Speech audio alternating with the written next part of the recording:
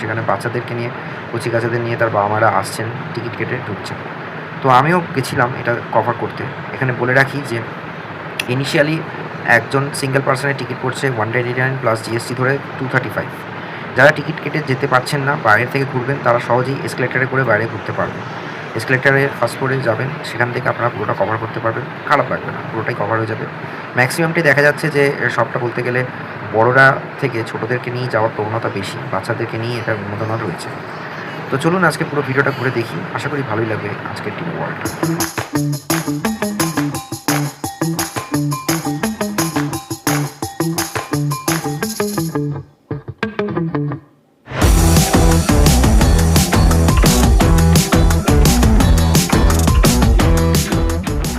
এটা হচ্ছে ticket chart, দেখতে পাচ্ছেন এইখানে যে এই এক্সপ্লোর যে টিকিট চার্টটা দেওয়া রয়েছে সেটা হচ্ছে সিঙ্গেল এন্ট্রির জন্য টিকিটের দাম 199, ট্যাক্স ধরে জিএসটি ধরে হচ্ছে সেটা আপনার 235। যদি দুটো এন্ট্রি মানে দুটো ডাইনোসরাসে কেউ চড়তে পারেন তাহলে ঘোড়া প্লাস চড়া নিয়ে 499 উইথ জিএসটি 589।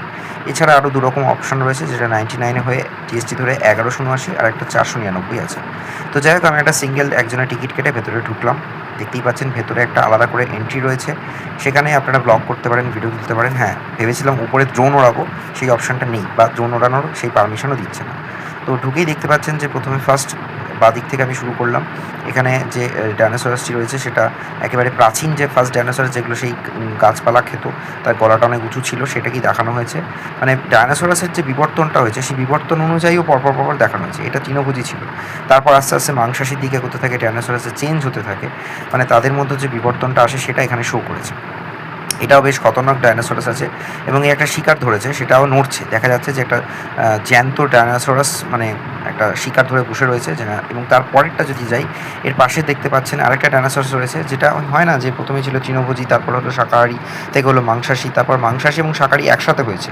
এবং এখানে দেখা যাচ্ছে যে এগুলো তো মূলত সরীসৃপ প্রাণীর মধ্যে পড়ে, তো ডিম ফুটে বাচ্চা বেরিয়েছে, সেটা নিয়ে একটি মা ডাইনোসরাস রয়েছে। এরপরে আরেকটা ডাইনোসরাস দেখতে পাচ্ছি, এও বেশ নড়ছে, পুরোটাই প্রস্থেটিক। আর এই যে কর্নারের ডাইনোসরাসটা দেখতে পাচ্ছেন, এটা বেশ খতরনাক, মানে এটা আমার সব থেকে বেশি অ্যাকিউরেট লেগেছে। একেবারে মনে হচ্ছে অরিজিনালি রয়েছে ডাইনোসরাসটি, এবং এটার দেখার জন্য ভিড় বেশি রয়েছে, আশপাশ থেকেও লোক দেখছে, ভিডিও ক্যাপচারিং করছে, এটা মানে একদম অ্যাকিউরেট তুলেছে। এরপরে একটা ডাইনোসরাস রয়েছে যেটা খুব শক্ত, গায়ের চামড়া মোটা, এবং এটা লেজ দিয়ে মারতো।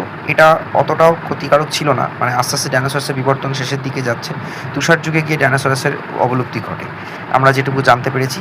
এবং সেই অনুযায়ী পরপর সেই 9টা ডাইনোসরাসের ভেতর দিয়ে কীভাবে তারা বিবর্তন হয়েছে সেগুলো দেখানো হয়েছে। এটাও দেখা যাচ্ছে একটা ডাইনোসরাস সে শিকার করছে। আর এদিকে দেখতে পাচ্ছেন যে রাইডের কথাটা বলছিলাম, যে দুটো রাইড